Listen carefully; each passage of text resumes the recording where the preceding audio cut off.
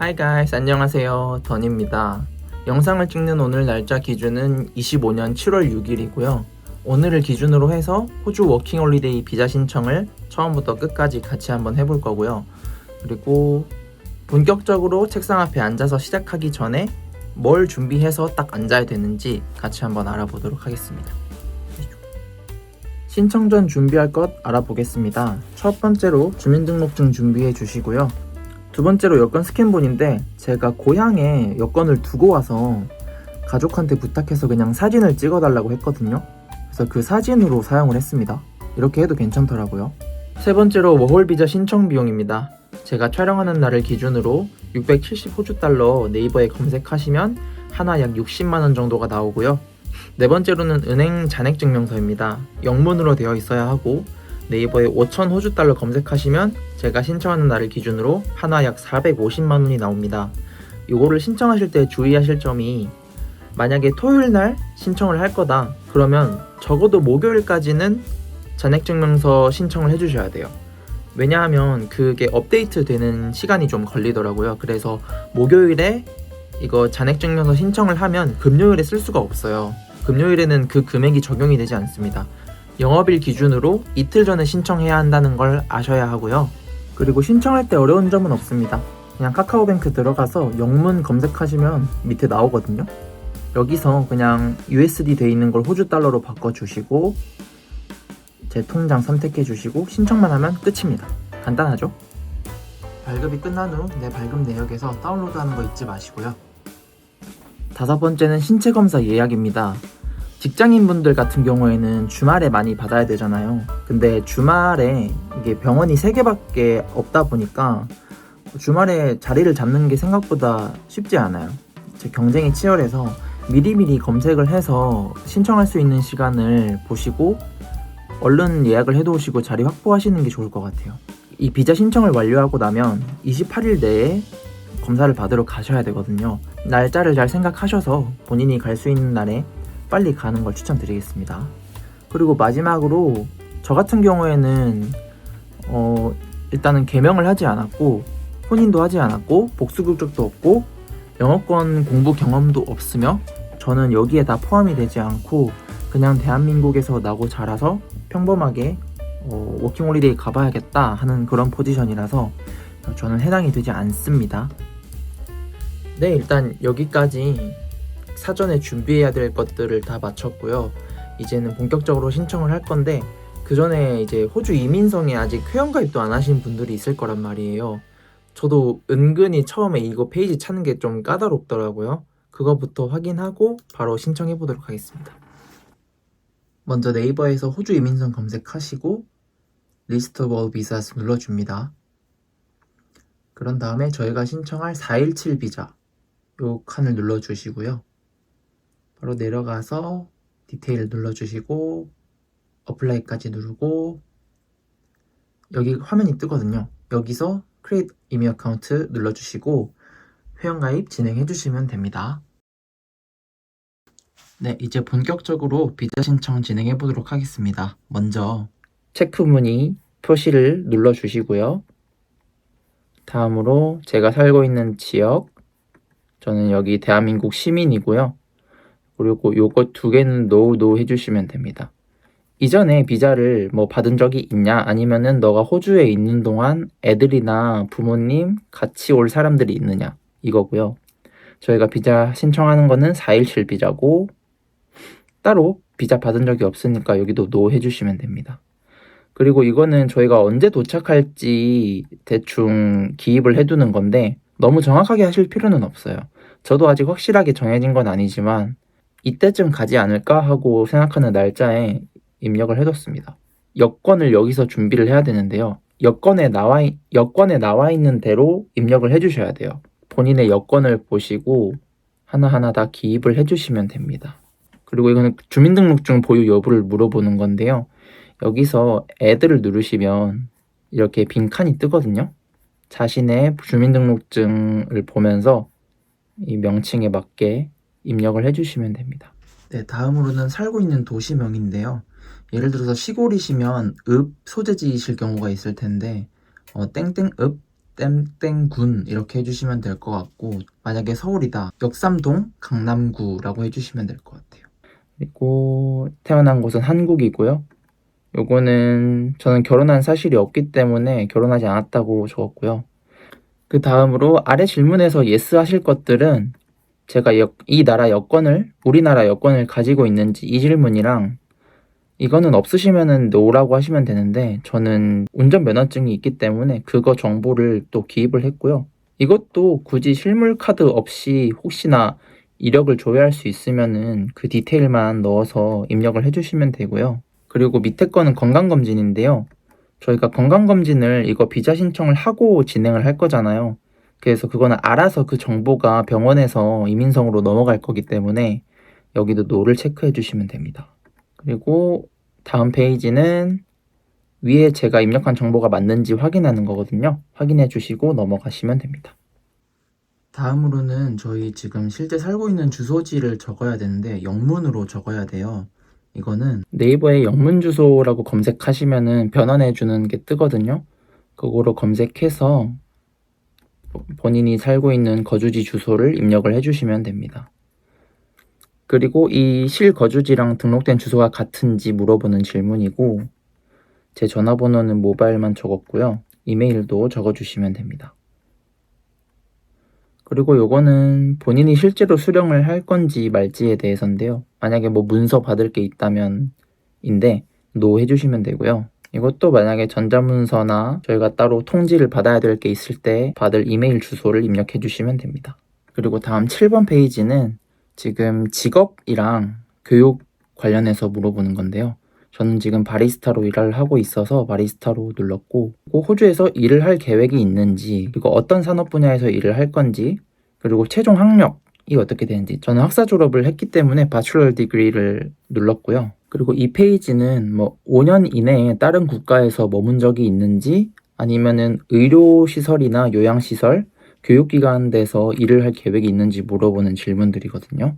저 같은 경우에는 다 no이기 때문에 no로 체크를 해줬고요. 여기 또한 범죄 이력들을 거의 물어보는 곳이에요. 그래서 전부 다 no를 했고요. 간혹 신청하시다가 군대 다녀오신 분들이 이 질문을 보고 yes를 하시는 분들이 계시거든요.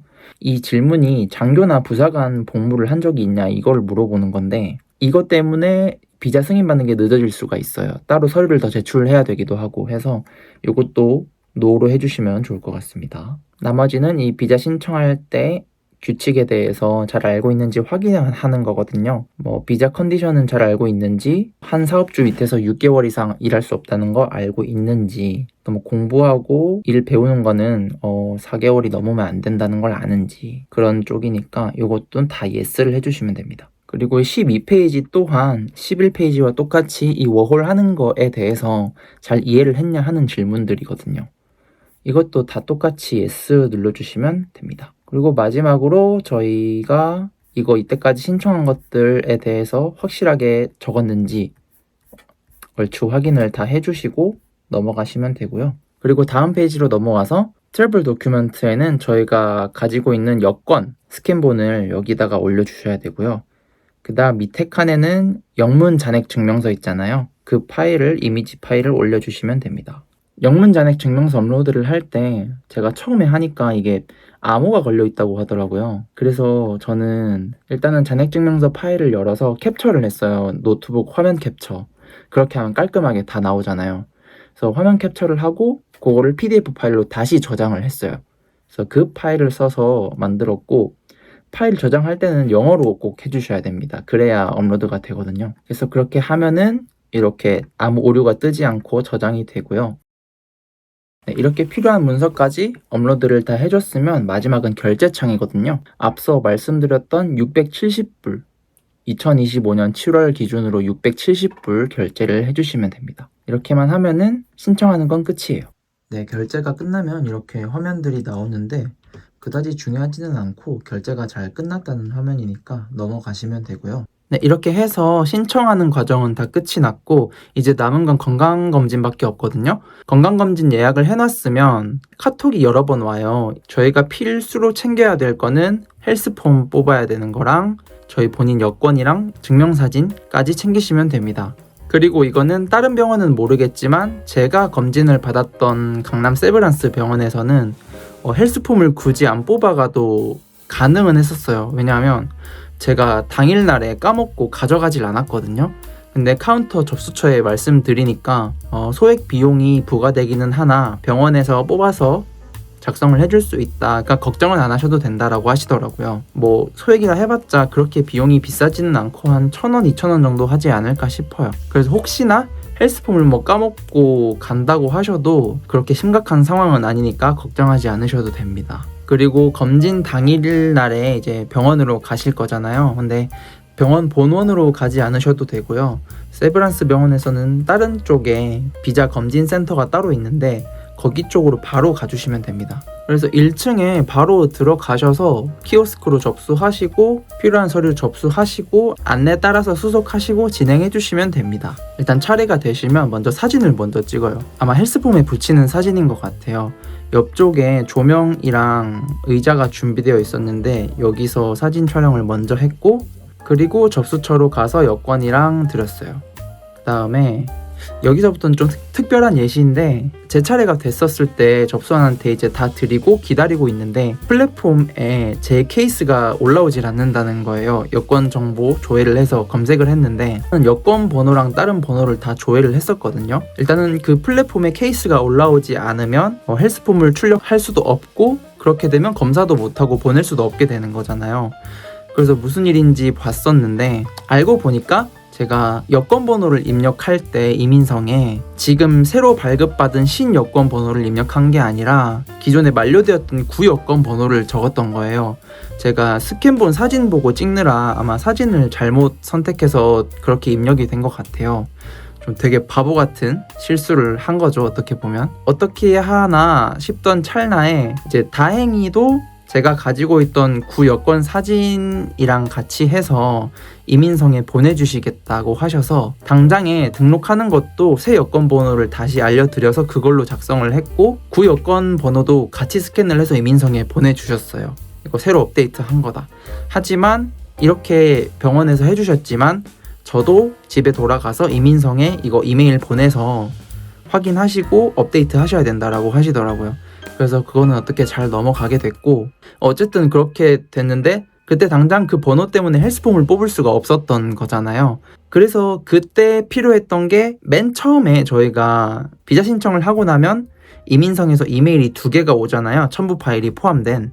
그래서 그 첨부 파일 안에 또 저희 개인 정보들이 다 들어있어요. 고유 번호랑 HAP ID라던가 레퍼런스 넘버라던가 그거를 보여줌으로써 다행히도 정보를 입력하시고 케이스를 볼 수 있게 돼서 등록을 할 수가 있었습니다. 없으시겠지만 없을 거라고 생각을 해요. 아무리 생각해도 이거 너무 바보 같은 실수였기 때문에 없으시겠지만 혹시나 정말 이런 실수가 발생하거나 만약에 케이스가 안 뜬다 하시는 오류가 발생한다면 저의 이 바보 같은 예시를 참고하시면 좋을 것 같습니다. 네, 어쨌든 그렇게 수속하는 거는 다 끝이 났고요. 이게 다 끝나고 바로 결제를 먼저 했어요. 결제를 먼저 하고 남은 건강검진을 다 진행을 했습니다. 건강검진은 뭐 딱히 별거 없었어요. 그냥 우리가 아는 여느 건강검진 되게 빠르게 지나갔습니다.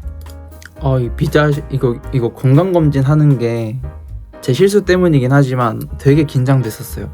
몇 분에 한 번씩 저를 계속 부르셔가지고 이거 안 된다, 이거 없다, 안 된다 하시는데 미치겠는 거예요.